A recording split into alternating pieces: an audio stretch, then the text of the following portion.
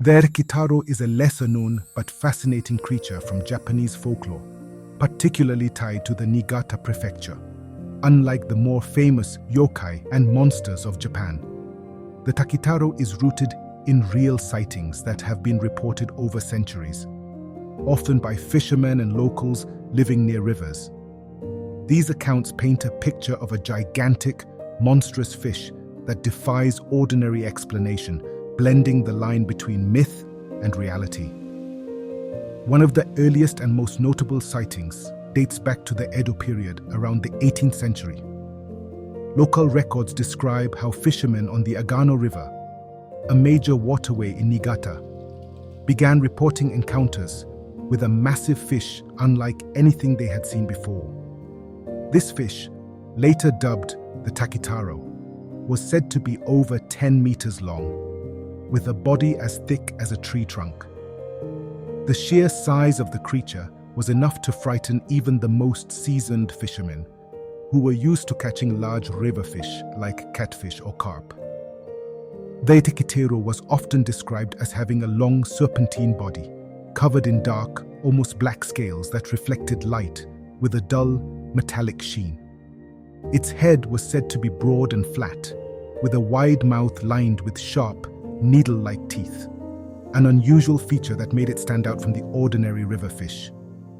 Witnesses also noted the creature's eyes, which were reportedly large and glowed faintly in the dim light of the river, giving it an eerie, almost supernatural appearance.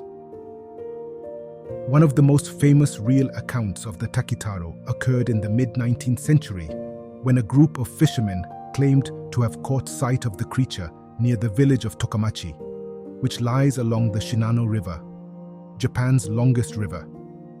According to the story, the men were out at dawn, casting their nets in the hopes of a good catch.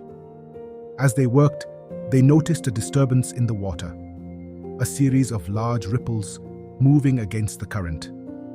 Thinking it might be a school of fish, they prepared to haul in their nets, only to realize that the ripples were caused by a single, enormous creature moving just below the surface. The fishermen watched in awe and fear as the Takitaro surfaced briefly, revealing its massive head and part of its body before diving back into the depths. They estimated the creature to be at least 30 feet long, far larger than any known fish in the river. The men, fearing for their lives, abandoned their nets and paddled furiously back to shore, later recounting their tale to the other villagers, who were equally terrified. In another account from the early 20th century, a bridge construction crew working near the Igarashi River in Niigata reported a close encounter with what they believed to be the Takitaro. As they worked, the crew noticed a large shadow moving beneath the water, accompanied by a low, rumbling sound that seemed to emanate from the depths of the river. Moments later, a massive fish-like creature surfaced, its enormous head breaking the water just meters from the shore. The workers described the creature as having a gaping mouth filled with sharp teeth and eyes that seemed to glow with an unnatural light. They quickly retreated to safety, abandoning their work for the day. Over the years, sightings of the Takitaro have become less frequent, but they still occur from time to time. In 1978, a group of amateur fishermen claimed to have seen a large, dark shape moving swiftly through the waters of the Agano River, causing a brief but intense wave of local excitement. Although no physical evidence was found, the sighting revived interest in the legend of the Takitaro, leading some to speculate that the creature might still inhabit the deeper, less explored parts of Japan's rivers. While skeptics argue that the Takitaro could simply be a case of mistaken identity, perhaps a giant catfish or sturgeon, the consistency and persistence of these sightings over centuries suggest that something extraordinary may indeed dwell in the waters of Niigata. Whether the Takitaro is a relic from a prehistoric past, an undiscovered species, or simply the product of overactive imaginations, it remains a captivating figure in Japanese folklore, symbolizing the mysteries that still lurk in the natural world. In the windswept Isles of Scotland, where the rugged cliffs meet the restless sea, there is a tale that has been told for centuries, passed down through generations of fisherfolk and villagers who have lived their lives at the mercy of the ocean. This is the tale of the Selkie, a creature both of the sea and of the land, whose story is as bittersweet as the salt spray that lingers in the air.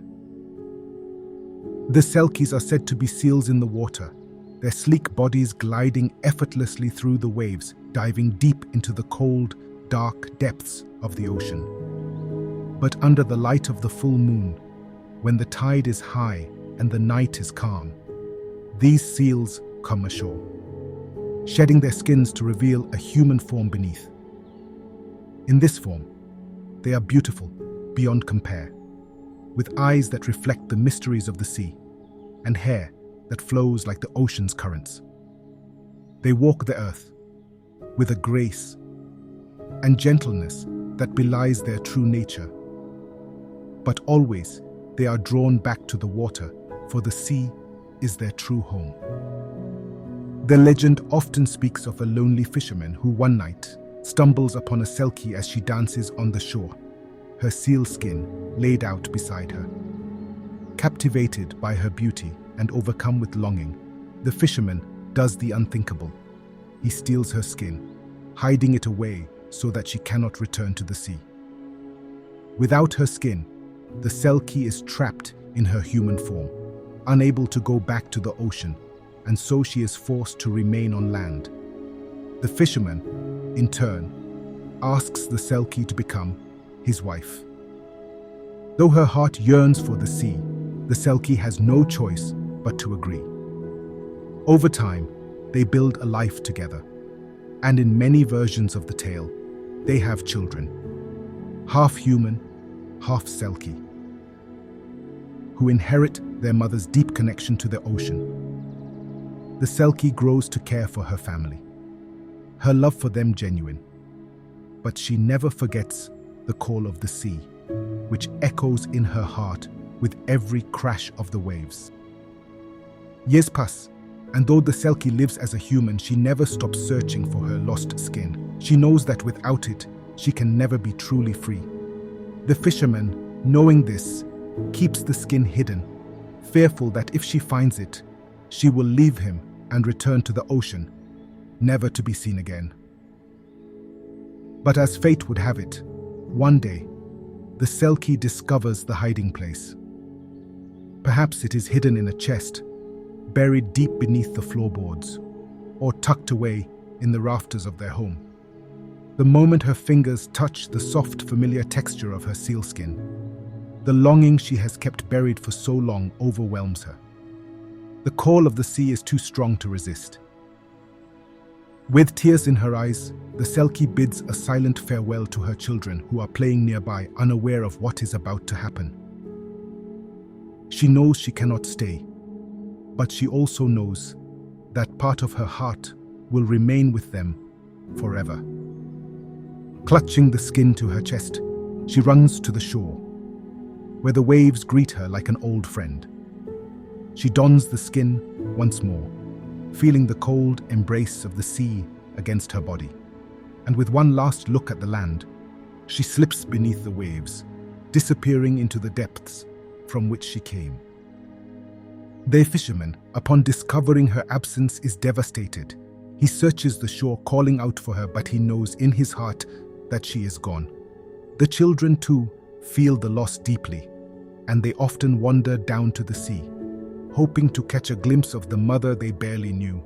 And sometimes, on a still night when the moon is full, they say you can see a seal swimming close to the shore, its eyes shining with a sadness that seems almost human.